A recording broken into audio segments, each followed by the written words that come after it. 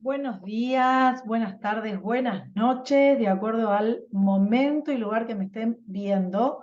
Y vamos a continuar compartiendo este hermosísimo libro, El Kybalión. Y en esta oportunidad estamos con el capítulo 7, el todo en todo.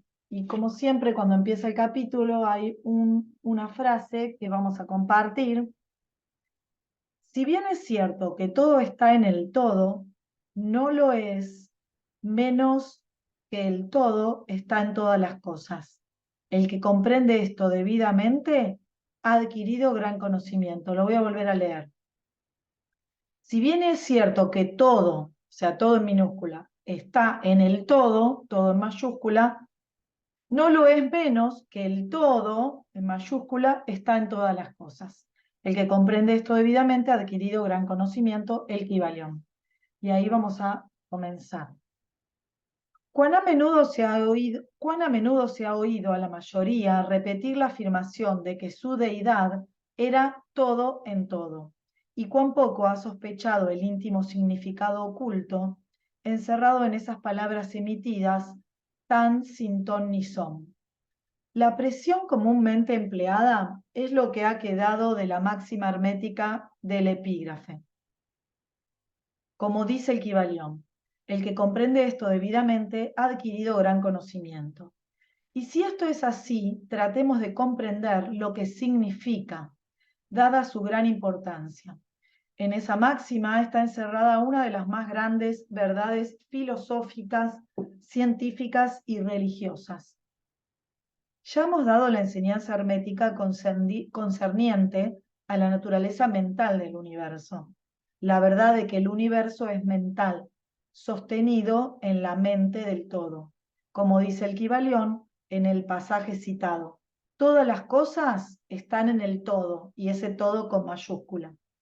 Pero nótese también la siguiente afirmación correlacionada.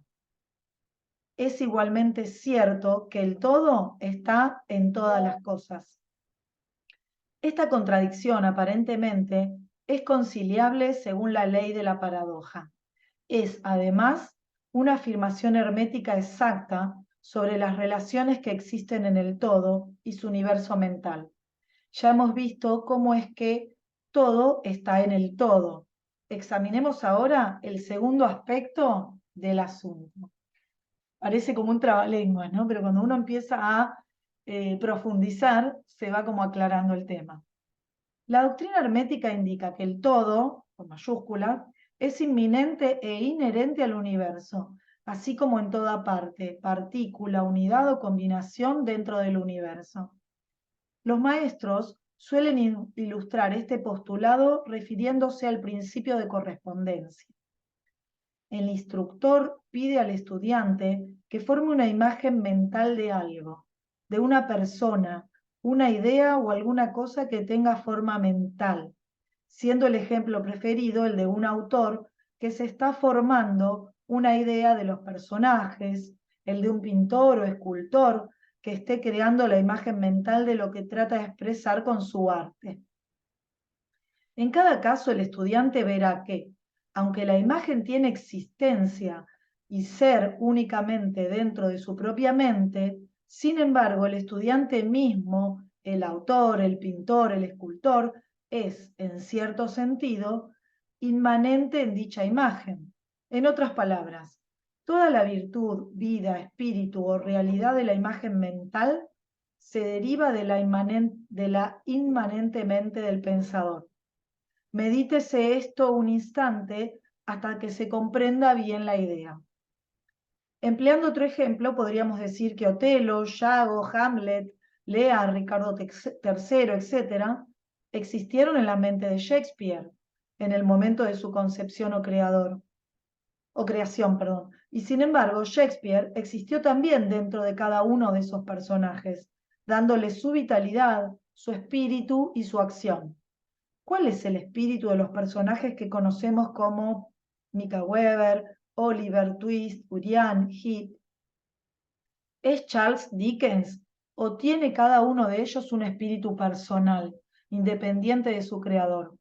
¿Tienen la Venus de Medici la Madonna Sixtina, el Apolo de Belvedere, espíritus, su realidad propios, o representan los poderes mentales y espirituales de sus creadores? La ley de la paradoja explica que ambas proposiciones son ciertas, consideradas de los puntos de vista apropiados. Mika Weber es a la vez Mika Weber y Dickens, y mientras puede decirse que Mika Weber y Dickens no es idéntico a Mika Weber, el hombre, como Mika Weber, puede exclamar: el espíritu de mi creador me es inherente y sin embargo yo no soy él. Esto es muy diferente de la chocante media verdad que clamorosamente anuncian algunos medios sabios diciendo yo soy Dios. Imaginad al pobre Mika Weber o al ratero Uriah Heep exclamando yo soy Dickens, o a cualquier otro personaje de las obras de Shakespeare anunciando yo soy Shakespeare.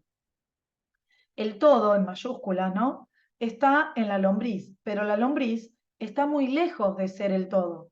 Pero aunque la lombriz exista meramente como una pequeña cosa creada y teniendo su ser únicamente en la mente del todo, con mayúscula, el todo, también con mayúscula, es inmanente a ella, así como las partículas que la componen.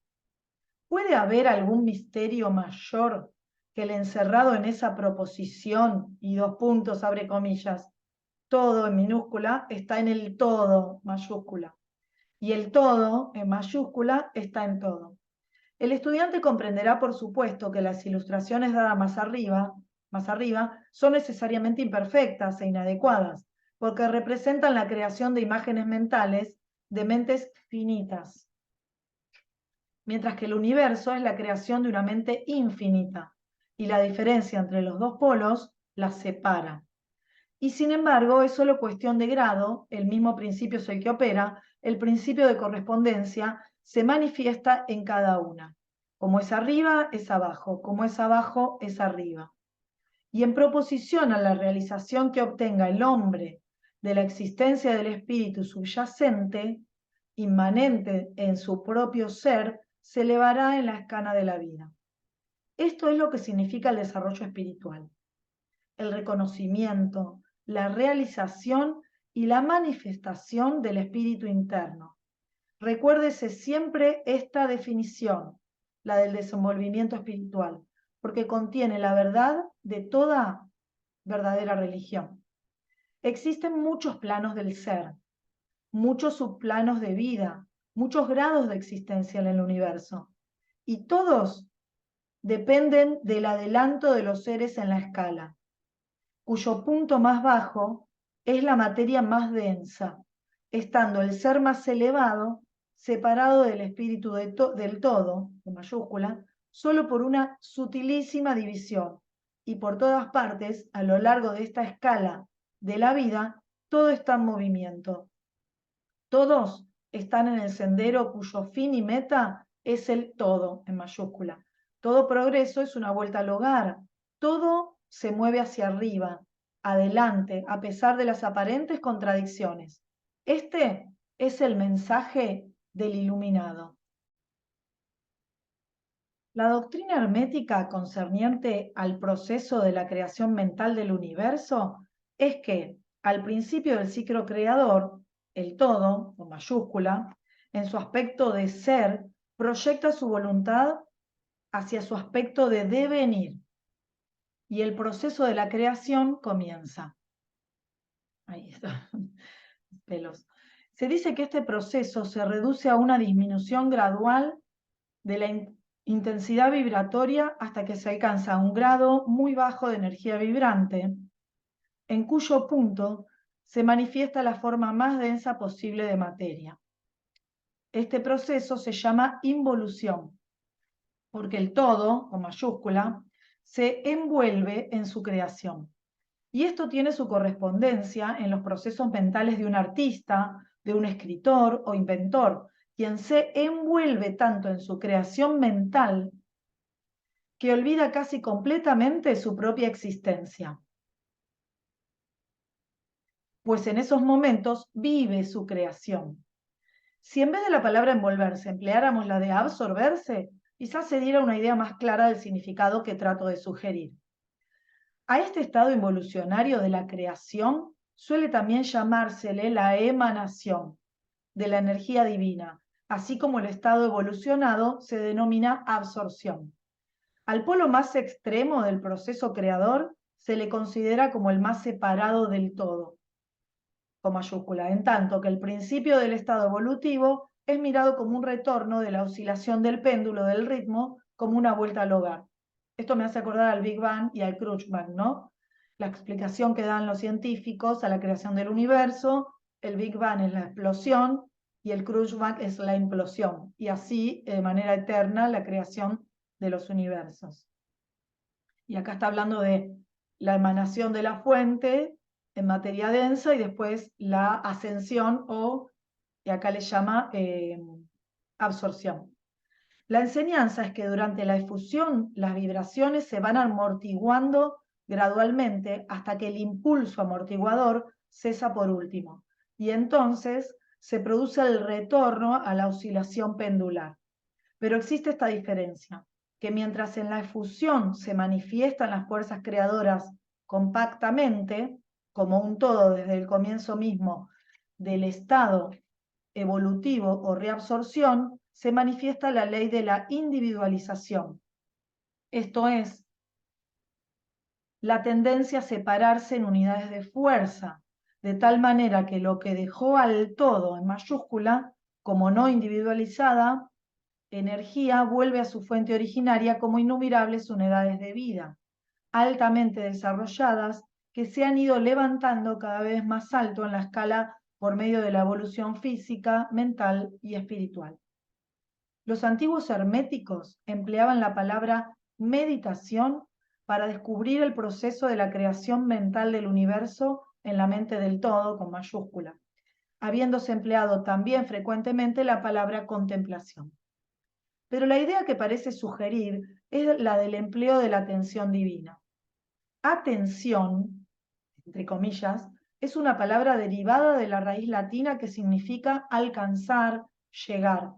Y el acto de atención es realmente un alcance, una extensión de la energía mental, de manera pues que comprenderemos perfectamente el concepto si examinamos el verdadero significado de la atención. La doctrina hermética concerniente a la evolución es que el todo, con mayúscula, habiendo meditado sobre el principio de la creación y establecido así la base material del cosmos, pasándolo en la existencia, gradualmente va despertándose de su meditación, y al hacerlo se produce la manifestación del proceso evolutivo en los planos material, mental y espiritual sucesivamente en orden. Así empieza el movimiento ascendente y todos los seres comienzan a dirigirse hacia el espíritu. La materia se va haciendo menos densa, las unidades vienen a ser las combinaciones, se inician, la vida aparece y va manifestándose en formas cada vez más elevadas y la mente se va haciendo más evidente, vibrando todo cada vez más intensamente. En una palabra, el proceso entero de la evolución en todas sus fases comienza y sigue de acuerdo con las leyes del proceso de absorción. Todo esto ocupa eones y eones de tiempo, estando compuesto cada eón por millones de años, pero según dice el iluminado, toda la creación, incluyendo la involución y la evolución de un universo, no es más que un abrir y cerrar de ojos para el todo con mayúscula. Al final de inúmeros ciclos de eones de tiempo, el todo con mayúscula retira su atención y entre paréntesis dice contemplación o meditación del universo, porque la gran obra ha terminado y todo queda absorbido en él de quien otorga emergiera. De quien otrora, no otorga, otrora emergiera. Pero el misterio de los misterios es que el espíritu de cada alma no queda aniquilado, sino que se expande infinitamente, sumergiéndose uno en otro el creador y el creado. Esta es la voz de la iluminación. La iluminación expuesta sobre la meditación y el subsiguiente despertar de ella del todo en mayúscula, no es, por supuesto, más que un intento de descripción del proceso infinito mediante un ejemplo finito. La diferencia es solo de grado. Como es arriba, es abajo. Y así como el todo se despierta de su meditación sobre el universo, así también el hombre, a su debido tiempo, cesará de manifestarse sobre el plano material y se irá retirando cada vez más en el espíritu interno, que ciertamente es el ego divino. Hay otra cosa más de la que deseamos hablar en esta lección, y esto llega muy cerca del campo metafísico de la especulación, aunque nuestro propósito es simplemente el mostrar la futilidad de tal especulación. Aludimos a la pregunta que inevitablemente se presenta ante la mente de todos los pensadores que se han aventurado a buscar la verdad. La pregunta es, ¿por qué creó el todo, en mayúscula, el universo? Esta pregunta podrá ser formulada de diferentes formas, pero su esencia es siempre la misma. Mucho han luchado los hombres para contestársela, pero aún no se posee la respuesta alguna que merezca ese nombre. Algunos se han imaginado que el todo, en mayúscula, ganaría algo con ello, pero es un absurdo, porque ¿qué es lo que podría obtener el todo que ya no posea? Otros dicen que el todo desea amar a algo, o que lo ha creado para divertirse, o porque está vacío, o para manifestar su poder. Pero todas estas respuestas son pueriles e infantiles, y pertenecen a la primera infancia del pensamiento. Algunos han tratado de explicar el misterio presumiendo que el todo se vio compelido a crear en razón de su naturaleza interna o de su instinto creador. Esa idea, si bien representa un adelanto sobre las otras, tiene un punto débil. Si su naturaleza interna o instinto creador lo impulsara a hacer algo, entonces la naturaleza interna o instinto creador sería el absoluto en vez del todo. Y de ahí que la proposición falle por su misma base. Sin embargo, el todo, con mayúscula, crea y se manifiesta y parece encontrar cierta satisfacción al hacerlo. Y es muy difícil escapar a la conclusión de que en algún grado infinito tendría que tener algo que correspondiera a una naturaleza interna o instinto creador en el hombre, con su deseo y voluntad correspondiente infinito. No podría obrar si no quisiera hacerlo, no podría hacerlo a menos que lo deseara, y no lo desearía si no obtuviera con ello una satisfacción. Y todas estas cosas pertenecerían a una naturaleza interna, y podría postularse su existencia de acuerdo con la ley de correspondencia, tanto interna como externa. Este es el problema que yace en la raíz misma de la dificultad, y la dificultad que se encuentra en la misma raíz del problema. Estrictamente hablando, no puede decirse que haya ninguna razón para obrar, porque una razón implica una causa, y el todo está por encima de la causa y del efecto, salvo cuando su voluntad misma se convierte en una causa, en cuyo momento el principio se pone en movimiento. De manera, pues, que no puede pensarse en el mismo asunto, porque como el mismo todo es incognoscible. Así como nos vemos obligados a decir simplemente dos puntos. El todo en mayúscula es. Así también solo podemos decir que el todo obra porque obra. Y en el último término, el todo es la razón en sí misma. Y puede decirse en verdad que él es su propia razón, su propia ley, su propio acto. Mejor aún, dos puntos. Que el todo, su razón, su acto y su ley son uno, siendo las palabras diferentes nombres de la misma cosa. En opinión de los que esto escriben, la respuesta se halla encerrada en el íntimo ser del todo, en su ser secreto. La ley de correspondencia, en nuestra opinión, solo llega al aspecto del todo que denominamos el aspecto del devenir o de estado. Tras ese aspecto está el de ser, en el cual todas las leyes se pierden en la ley, todos los principios en el principio, y el todo, el principio y el ser, son idénticos, uno y lo mismo. Por consiguiente, toda especulación metafísica sobre el punto es fútil. Si nos ocupamos aquí de la cuestión, es solo para mostrar que si bien reconocemos el hecho, reconocemos también lo absurdo de las respuestas dadas por metafísicos y teólogos. En conclusión, Podrá ser de interés para los estudiantes el saber que en tanto que algunos de los antiguos y modernos instructores herméticos se inclinan más bien a aplicar el principio de correspondencia a la cuestión que da por resultado en la naturaleza interna, la leyenda dice que Hermes el Grande, cuando le fue hecha esa pregunta por algunos de sus más avanzados estudiantes, contestó apretando los labios fuertemente y no diciendo una palabra, como si indicara que no había respuesta.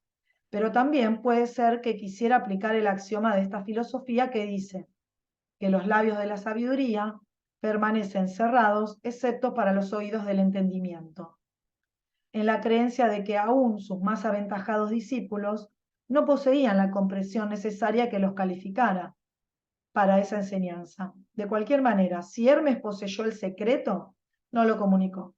Y por lo menos en lo que al mundo concierne, los labios de Hermes están cerrados al respecto. Y si Hermes el Grande vaciló en hablar, ¿quién sería el osado mortal que tratara de enseñarlo? Pero recordémoslo, cualquiera que sea la respuesta de este problema, si es que hay alguna, la verdad es que, si bien es cierto que todo está en el todo, no lo es menos que el todo está en todas las cosas. La proposición en este punto es enfática, y para terminar repetiremos las palabras de la cita. El que comprenda esto debidamente ha adquirido gran conocimiento. Fantástico, un capítulo para reflexionar y leerlo y leerlo y leerlo. Bueno, muchísimas gracias a todos por acompañarme, por estar interesados en este libro y nos vemos en el próximo encuentro compartiendo el próximo capítulo. Chau, chau.